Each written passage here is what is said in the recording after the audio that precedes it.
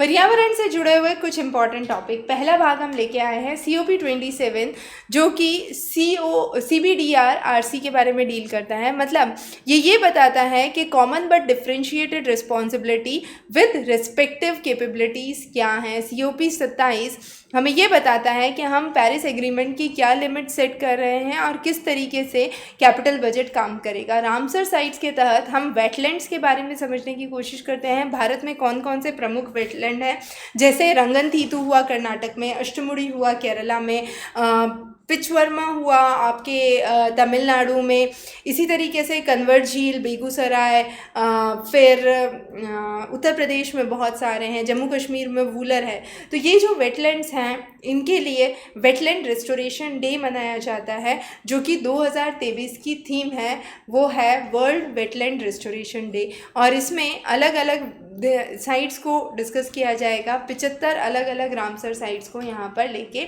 Discussion किया जाएगा। अगला है सम्मित शिखरजी पर्वत क्षेत्र।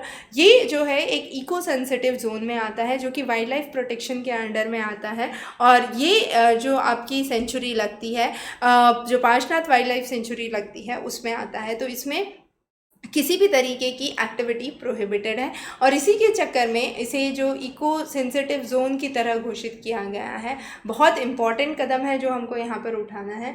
सम्मित शिखरजी पर्वत क्षेत्र जो है वो रिसेंटली इसीलिए न्यूज़ में है क्योंकि जो प्रोविजंस लाए गए हैं उनके लिए उसमें आउटसाइड बाउंड्रीज़ का क्लियर डिमार्केशन की बात कही गई है। अगला है ओजोन डे, जो 28वां ओजोन दिवस है, जिसके लिए 8 IITs कोलैबोरेट करके 2023 की जो थीम रखी गई है वो है मॉन्ट्रियल प्रोटोकॉल एट 35। मतलब 35 साल हो चुके हैं मॉन्ट्रियल प्रोटोकॉल को।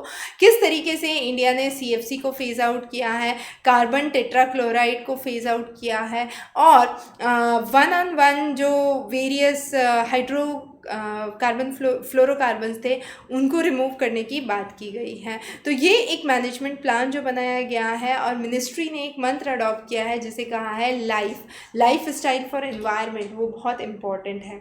ग्रैप प्लान जो है, ग्रेडेड रिस्पॉन्स एक्शन प्लान, नई दिल्ली के लिए जो बनाया गया है वो क्या है, उसका रिविजन ज़रूरी है। तो एयर कमीशन ने कैसे एयर क्वालिटी मैनेजमेंट किया है, किस तरीके से एक 24 पॉइंट एक्शन प्लान आया है जो कि इसको समझने की कोशिश करता है।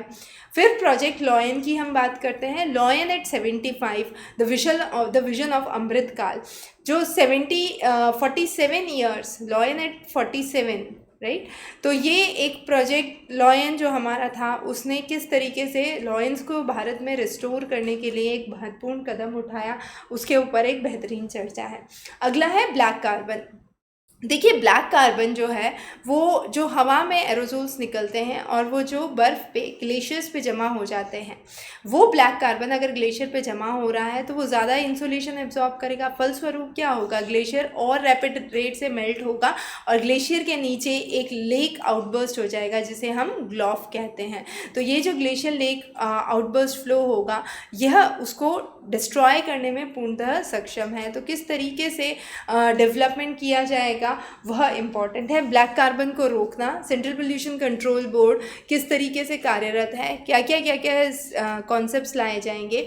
और इसी में फेम 2 जिसको हमने बोला है faster adaptation and manufacturing of electric vehicles, phase 2 को रिलीज़ किया गया है, जिसमें ब्रिक क्लिंस को रिड्यूस करने की और पोल्यूशन रिड्यूस करने की बात की गई है। फॉरेस्ट्री प्रमोट करने के लिए क्या क्या किया जाएगा। देखिए, फॉरेस्ट्री प्रमोट करने के लिए national education forest policy, national forest policy 1988 के तहत हमने बोला कि मिनिमम 1/3 क्षेत्र जो है वो आपका फॉरेस्ट से गवर्न होना चाहिए। और इसके लिए हमने एक national mission for green India की बात की। So national mission for green India या मिशन फॉर ग्रीन इंडिया, जिसको GIM कहा गया है, वह एक इम्पॉर्टेंट कदम है जिसके द्वारा हम ये देखते हैं कि सारी जगहों पे ये पॉलिसी इम्प्लीमेंटेशन सही से हो रहा है या नहीं। एक फ्री एंड फेयर पॉलिसी है जिसका इम्प्लीमेंटेशन किया जाना चाहिए।